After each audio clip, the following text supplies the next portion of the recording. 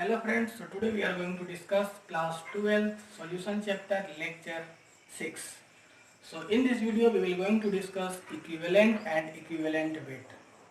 तो पिछले क्लास में हम बात किए थे नॉर्मालिटी के ऊपर, जो कि सबसे लास्ट कंसंट्रेशन टर्म था नॉर्मालिटी, और वहाँ पर हमें इक्विवेलेंट और इक्विवेलेंट फार्मूला में देखने के लिए मिला था और साथ साथ इन फैक्टर भी था। तो हम उसी के बेस पे इक्विवेलेंट और इक्विवेलेंट वेट का यह वीडियो आपके सामने लेकर के आए हैं। तो आइए देखते हैं कि इक्विवेलेंट और इक्विवेलेंट वेट क्या है। सभी लोग हेडिंग डालिए equivalent and equivalent weight. Equivalent and equivalent weight, इसको शॉर्ट में इक्विवेलेंट को शॉर्ट में EQ और इक्विवेलेंट वेट को शॉर्ट में EQWT लिखते हैं। और इस इक्विवेलेंट एंड इक्विवेलेंट वेट को इक्विवेलेंट कॉन्सेप्ट भी बोलते हैं। क्या बोलते हैं? इक्विवेलेंट कॉन्सेप्ट भी बोलते हैं। तो सबसे पहले हमें समझना होगा कि इक्विवेलेंट क्या होता है। सबसे पहले समझना होगा कि इक्विवेलेंट क्या होता है। सबसे पहले समझिए, the amount of substance which will release or react with an Avogadro number of electric charge on particles like H plus, OH minus और E minus। वो अमाउंट ऑफ सब्सटेंस जो रिलीज हो या रिएक्ट करे, वो अमाउंट ऑफ सब्सटेंस जो release करे या रिएक्ट करे एवोगाड्रो नंबर के इलेक्ट्रिक चार्ज पार्टिकल्स के साथ, उसको क्या बोलेंगे? इक्विवेलेंट। फिर से सुनिए, वैसा सब्सटेंस जो रिलीज करे या रिएक्ट करे एवोगाड्रो नंबर के चार्ज पार्टिकल्स के साथ, उसको क्या बोलेंगे? इक्विवेलेंट। लाइक एग्जांपल में देखिए क्या होगा, H प्लस, OH माइनस और E माइनस। तो इक्विवेलेंट समझ गए कि वो अमाउंट सब्सटेंस का जो रिलीज करे रिएक्ट करे एवोगाड्रो नंबर के चार्ज पार्टिकल्स के साथ, उसको बोलते हैं इक्विवेलेंट। और इसका एग्जांपल में क्या देखें हम, like H plus, OH minus और E माइनस। नेक्स्ट है इक्विवेलेंट वेट। क्या है? इक्विवेलेंट वेट है। तो इक्विवेलेंट वेट देखिए क्या है। सबसे पहले समझिए इक्विवेलेंट वेट क्या है। 1 gram hydrogen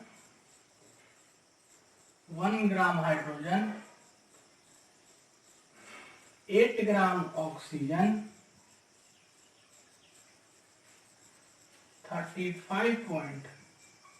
35.5 gram chlorine and 108 gram silver.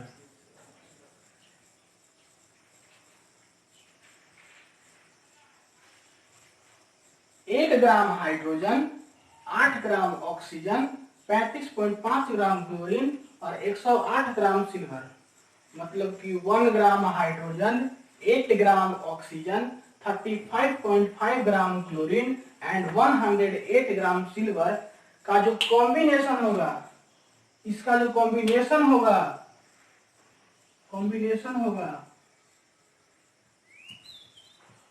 उसी को क्या बोलेंगे? Equivalent weight. समझिए, एकदम इजी वर्ड में है। क्या बोले हम कि 1 gram hydrogen, 8 gram oxygen, 35.5 gram chlorine and 108 gram silver, इसका जो कॉम्बिनेशन होगा इसी को क्या बोलेंगे? इसी को बोलेंगे इक्विवेलेंट वेट। ठीक है, इक्विवेलेंट वेट समझ गए। इसको देखिए कैसे डिफाइन करेंगे। डिफाइन करते हैं, equivalent weight of an element is its weight which react with 1 part of weight of hydrogen, 8 part by weight of oxygen and 35.5 part by weight of chlorine and 108 part by weight of silver। मतलब कि ये चारों का जो combination होगा उसी को equivalent weight बोलेंगे। और इसको कैसे डिफाइन करेंगे ये समझ लीजिए। इसको अच्छे से नोट्स कर लीजिए, पॉज करके अच्छे से वीडियो को नोट्स कर लीजिए और फिर एग्जांपल से समझते हैं कि इक्विवेलेंट वेट का एक दो एग्जांपल लेते हैं कि कैसे इक्विवेलेंट वेट निकालते हैं। मिटा दे, इसको पॉज कर लीजिए, ऐसे से वीडियो को पॉज करके और अच्छे से कॉपी में लिख लीजिए।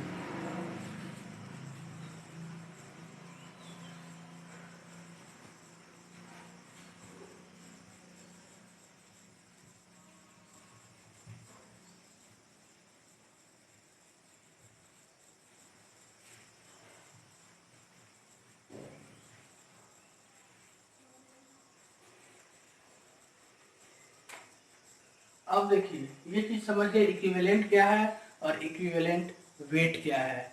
अब मान लीजिए कि आपको एक कंपाउंड दे दे, एग्जाम्पल 1, आपको एक कंपाउंड दे दे FeCl3, FeCl3 दे दे और पूछे कि Fe का इक्विवेलेंट वेट क्या है। क्या पूछे कि इक्विवेलेंट वेट ऑफ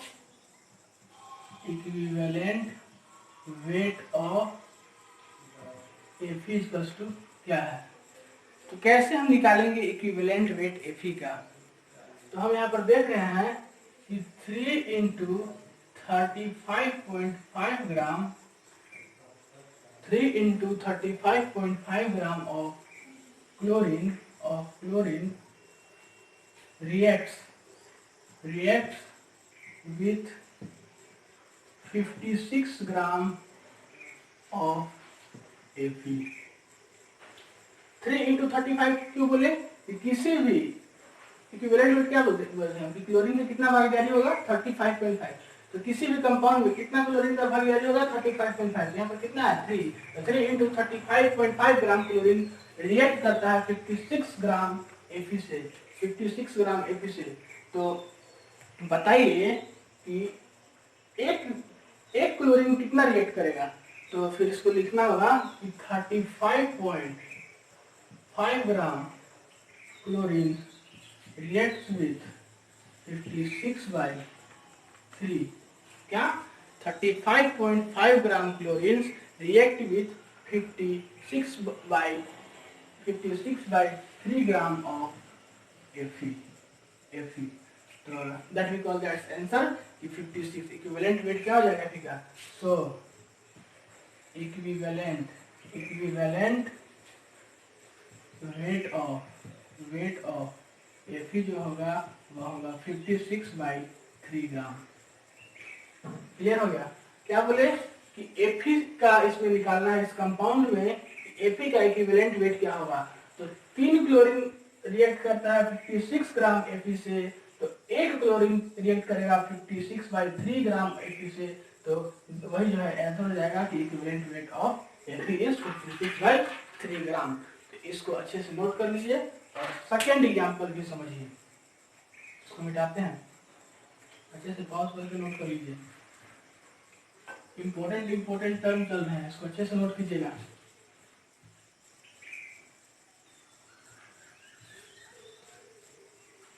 इस वीडियो में इक्विवेलेंट एंड नेक्स्ट वीडियो में हम लोग पढ़ेंगे इन फैक्टर, कि कितना इन फैक्टर होता है आयंस का, कितना इन फैक्टर होता है एसिड का, कितना इन फैक्टर होता है बेस का, सभी कुछ को हम लोग नेक्स्ट वीडियो में डिफाइन करेंगे। एग्जाम्पल सेकेंड देखिए, एग्जाम्पल सेकेंड कहता है EClX, क्या EClX कोई कंपाउंड है, बोलता है कि X जो है वह है 71%। तो 71% जब ClX है तो E कितना हो जाएगा 29%।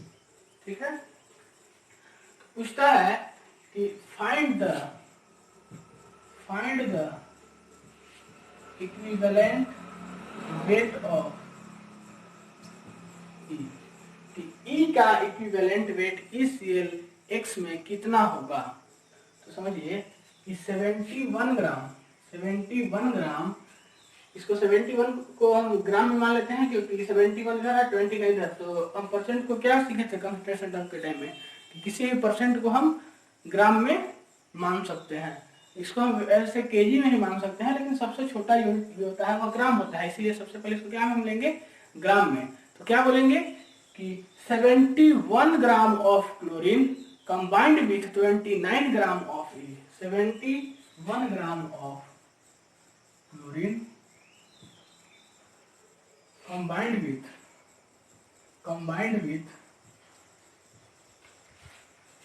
29 ग्राम ऑफ ई, ठीक है, ई,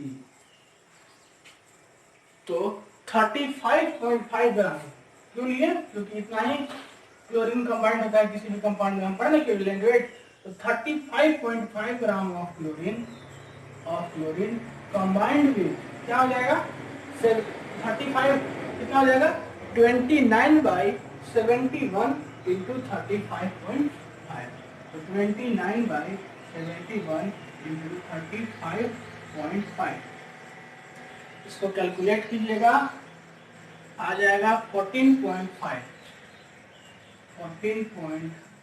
ग्राम, क्या आ जाएगा 14.5 ग्राम, यही क्या आ जाएगा इक्विवेलेंट वेट ऑफ ई।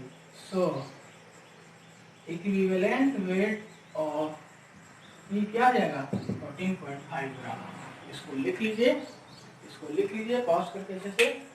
अब हम लोग देखते हैं इक्विवेलेंट वेट जो है वह एडिटिव नेचर का भी होता है। क्या होता है इक्विवेलेंट वेट एडिटिव नेचर का, मतलब कि उसमें उसका जोड़ने का भी एक नेचर होता है। कैसे होता है देखते हैं, इसको मिटा देते हैं। अब नेक्स्ट टॉपिक डालिए कि इक्विवेलेंट वेट आर एडिटिव। क्या इक्विवेलेंट वेट आर एडिटिव, देखिए इक्विवेलेंट वेट आर एडिटिव।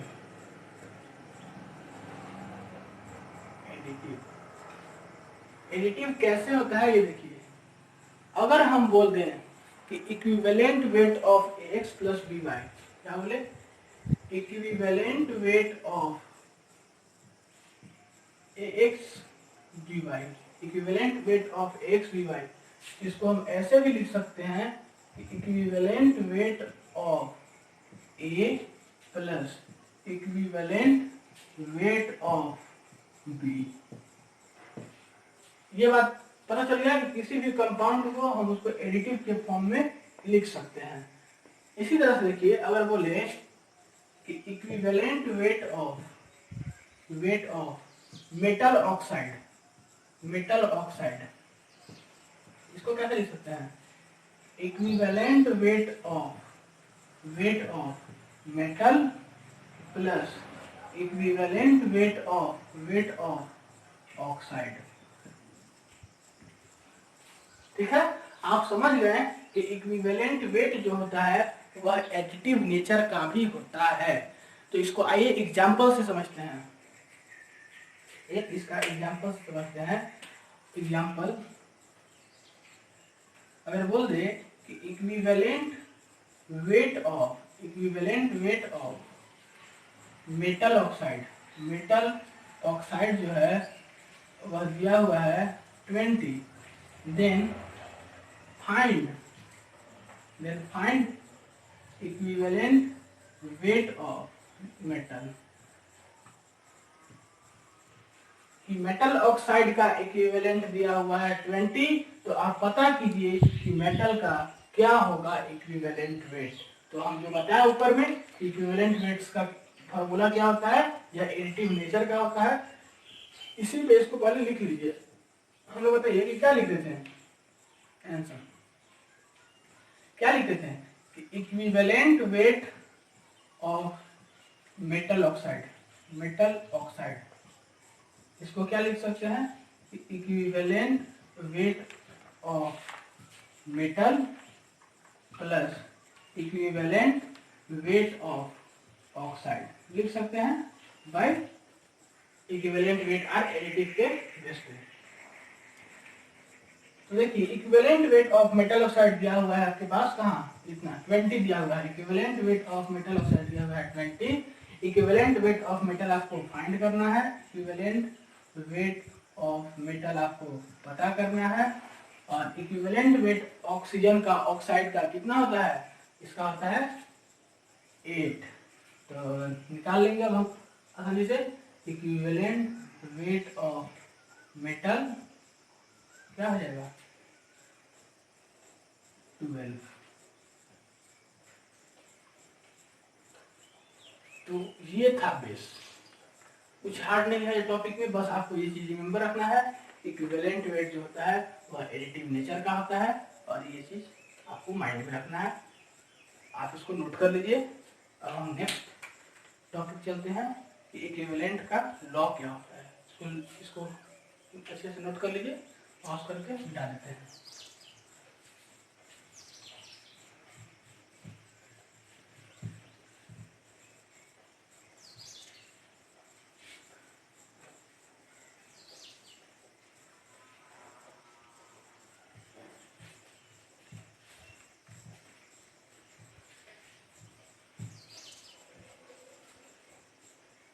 अब आइए next topic, law of equivalent. क्या चीज? Law of equivalent. तो सभी लोग टॉपिक का हेडिंग डालिए, law of equivalent. Law of equivalent topic का नाम डालिए, लॉ ऑफ इक्विवेलेंट।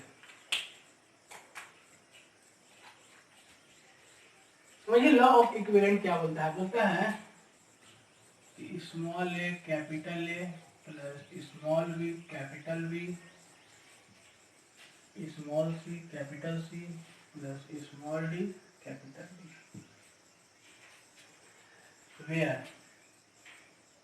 वेयर क्या A B C and D are स्टिकियोमेट्रिक constant, metric constant. देख लेना स्टिकियोमेट्रिक का स्पेलिंग सही है ना, मिला लेना। तो क्या बोले कि कोई कंपाउंड है, कोई कंपाउंड है जो रिएक्ट कर रहा है, ए बी और सी डी फॉर्म कर रहा है। इसमें जो स्मॉल ए small B small C small D जो है वह क्या है, स्टिकियोमेट्रिक कांस्टेंट है। क्या है? स्टिकियोमेट्रिक कांस्टेंट है। तो लॉ ऑफ इक्विवेलेंट क्या बोलता है कि ये चारों जो होगा वह एक दूसरे से इक्वल होगा, बस और कुछ नहीं है। लॉ ऑफ इक्विवेलेंट क्या बोलता है कि equivalent of A equals to equivalent of B equals to equivalent of C equals to equivalent of D। समझ गया? इक्विवेलेंट लॉ क्या बोलता है कि अगर ABCD इसमें अगर स्टिकियोमेट्रिक कांस्टेंट है तो इक्विवेलेंट ऑफ A जो होगा, इक्विवेलेंट ऑफ B जो होगा, इक्विवेलेंट ऑफ C जो होगा, इक्विवेलेंट ऑफ D जो होगा, वो चारों एक दूसरे से क्या होगा, इक्वल होगा। तो इसका आइए एग्जांपल समझिए। मान लीजिए कि Zn प्लस H2SO4 रिएक्ट करके बनाता है ZnSO4 प्लस H2। क्या बनाता है? Zn plus H2SO4 ZnSO4 plus H2। इसको हम क्या बोल सकते हैं बाय लॉ ऑफ इक्विवेलेंट से? बाय लॉ ऑफ इक्विवेलेंट इसको क्या बोल सकते हैं कि equivalent of Zn equals to equivalent of H2SO4 equals to equivalent of ZnSO4 equals to equivalent of H2। इसी तरह से हम एक और देखते हैं। अगर बोले कि Na प्लस H2SO4